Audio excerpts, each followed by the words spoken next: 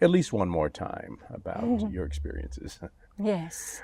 There's so many things that I want to talk about with a person who comes out and talks with me and says that they have had at least 1,000 partners. And so I have several questions, especially in light of the fact that you said you've had at least 1,000 sexual partners. And then the last time we talked, you said that you believe that a person really only needs one. So Right. how do we get from at least 1,000 partners during a lifetime and all the experiences and the learning and all the different scenarios to the decision that you believe you really only need one? How do we make that transition? The transition comes whenever you're ready for the real thing, your real self, your real life. Everyone is a king and a queen in their kingdom. And you want your kingdom to be a really healthy, beautiful kingdom. You want to have great people, not just anyone, great, the good ones from the family. Go for people who are successful, famous, not just people in your own backyard. You want to go for the total greatness of self. You want to feel good about yourself. You want to love yourself. You want to respect yourself. You want to be proud of yourself. And you don't want to fool or kid yourself that you're happy, that you're an adult when you aren't. And so we're making all these decisions when we're still little girls. We're not really adults. Okay, so now the transition, though, between knowing who you are, Right. knowing what you're looking for, knowing Yes. what you want, you're having developed that kingdom, there is that learning period. Yes. And in your case, it may have been 1,000 people. I think I may have been with 100 partners, and I thought that was a lot of partners. Right. But I learned a lot of things, the advantages that I came Well, out of. that's why we have the internet, right?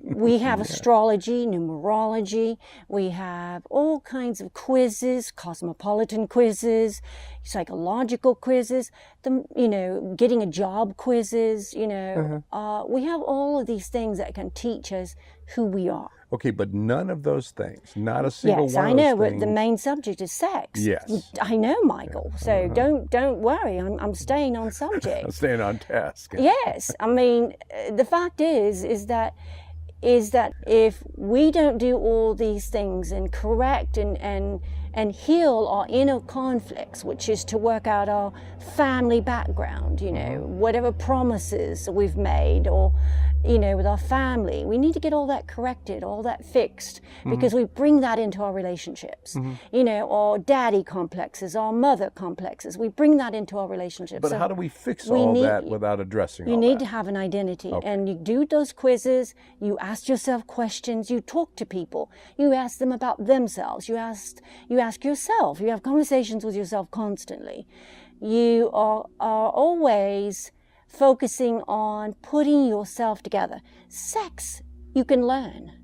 It's having high sensitivity on the skin, and your body becomes so sensitive, so hypersensitive that every fiber from the head, from the tip of your head, your hair, to the tips of your toes, your nails, are vibrating or alive. And that way, you will have incredible sex. Well, how to get there? First, you have to learn about your G-spot, about your skin, how to take care of yourself. Go to school, learn massage. Get ready for your man or your woman. Put your finances together, be able to buy a house so that when you meet them, you'll be able to buy a house together. Buy your cars separately. You'll be able to be an independent and trust each other instead of being jealous or distrustful. You will be able to be a good person. Okay, now, a lot of that sounds like a great business plan, a great business That's model. what it is. A great But business. it's also well, a let me fin- personal let me- plan. let me It's a finish, life plan. Because the thing that's missing in the personal plan Yes. is the personal gratification that everybody pursues. Wow, So you it's a just good have to- business plan, but you're Right. missing all that gratification. You have to learn to touch yourself. I get that. So item one Yes. is you got to know yourself. You got to know yourself physically, physically, mentally, emotionally, financially, education. All of these things are first. Let's get the mirror out. Let's, explore what the vagina is all about, your clit, the whole shape of it. If your lips are too big, if your lips are too too little, or you have no lips at all. You know, a lot of women, they don't have lips until after they've had a baby. A lot of men think, oh, well, after I have a baby, a woman is really wide, and Really, yeah. you know, and that's not That true. brings back the whole penis Right. fear. Also with breastfeeding, you know, they believe that when you breastfeed, afterwards your breasts go down the hill. Not true. If you know how to breastfeed and you give equal time on each breast, you don't have that problem, or you don't have them suckling, you know, the whole day long. Pacifiers are made for that. So you feed them when it's time to be, you know, they need the nourishment. You've got milk in your breast, right?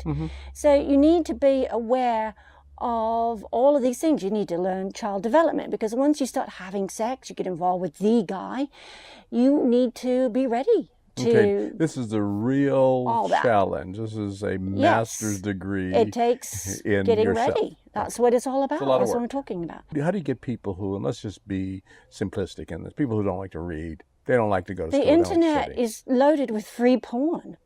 Porn's one thing, but porn doesn't teach you It teaches anything. you some things. The other you can learn together. The fact is holding hands, kissing, that also is somewhat sensuous, can lead to sex easily. You have to just pick the person first. See what you're going to do from there. I mean, it's not easy to do these things. Okay, so it's like a real challenge. So It really takes a strong person. Okay, and unless you're directed, you have to kind of grow up around, excuse the pun, but you have to kind of grow up around for guidance and things like that. So is there that you know of, is there kind of a path or a course? Or I would say get with a woman who's an expert, like myself. Or okay, someone. so that's what I want to get. That's what I want to get to, Yeah, because if you can find women who have had all experiences, older women, these young women, they're having a lot of experiences, but again, you're just doing athletic sex. Sure. You know, you're just trying to impress the guy for the most part. You're trying to see, am I pretty? Am I sexy? A lot of girls are looking for daddy to say, you know, they're really saying, daddy, am I sucking your cock good? Am I being a good girl? Am I pleasing you? good Am I at pleasing sex? you? Am I pleasing you? Am I, you know, am I pretty? Am I sexy? Am I turning you on? Am I smart enough for you? Or am I too smart? Because guys can get turned off if you're too smart, because they think you're arrogant or a bitch. The thing is you can't go by what guys want or think. You have to go by what works. Yeah. Versus what doesn't work. Let's go to a couple of the things that hinder that, get in the way. One of the things you mentioned is that guys focus a whole lot on their penises. One of the podcasts I had before was I asked the question, is bigger better? And the young lady that I talked to, Jamie, I think was the one who said it. She says, well, I think it's more, does size matter? I think that when guys are about to go into an intercourse scenario, they're wondering whether they're big enough, good enough, they have enough size, and if it's the right size for that person, because they think size. Well, men are obsessed with that. Yes. They cannot seem to understand that a woman she's moody. So different cycles in her life. She may not need to have a penis at all. Or she may want a small penis because she's tired of being poked, or she's tired of big penises.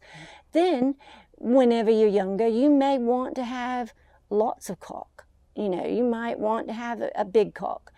And your vagina will be able to handle it and take it.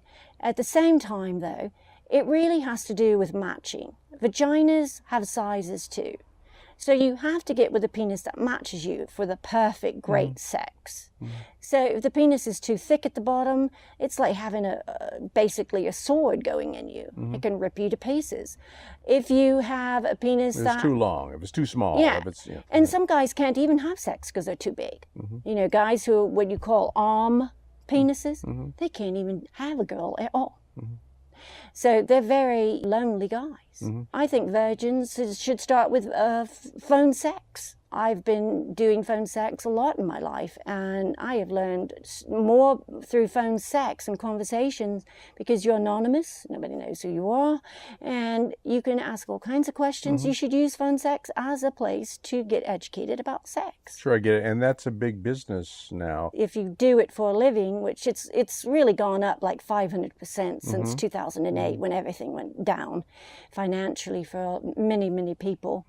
It went very high up, and it is a safe way to have sex. It is the best way to have sex. Well, it's is definitely phone sex. safe. It's definitely It's the safe. safest. You never it's meet. the smartest. And it's also the most creative because you can create, and the intellect is so important with sex. And a lot of men don't want to use the intellect with sex. But I tell you, playing games, talking about, say you're having sex with someone, and you can start saying things like, oh, I saw you looking at the neighbor, or I saw the neighbor looking at you. I know she wants to fuck you. And the whole time you're fucking. Things you can do sexually, there's like millions of things. Yeah, sure. It's unlimited. Millions. And psychologically, the anticipation, holding off, just playing all kinds of games. 9.5 Weeks movie with Kim Basinger was one of the first that taught us a bit about games. It's interesting you brought that up because it's one of my favorites. I actually have a copy. It doesn't have to be dominating either. No, and it can be everything. Anything. It wasn't, and it was a very interesting movie. It's an interesting concept of stepping outside the box, doing things outside the box. Right. It seems that the problem with thinking outside the box and having kind of experimental sex is your trust in the partner. Okay. If you don't know that person, don't trust that person. And that was the problem with that movie. They did not know each other. They didn't know each other. And I think he did fall for her deeply. Yes, he did, but he couldn't But he couldn't make up for the fact that they were still strangers and that he really wanted to change it into something more loving and affectionate and caring. And so he lost. So the concept of stepping outside the box and experiment with different things, that's a very interesting thing. Let's get back on another podcast. You do feel like talking one more time? I'm kind of intrigued. I'm intrigued with our conversation. Okay. Well, good. Let's talk one more time, and then we'll get out of here. But why don't you join us next time? We'll continue our conversation on He Said. She Said. Again, this is Michael. And this is Fiona. And thank you again, Fiona, for joining us.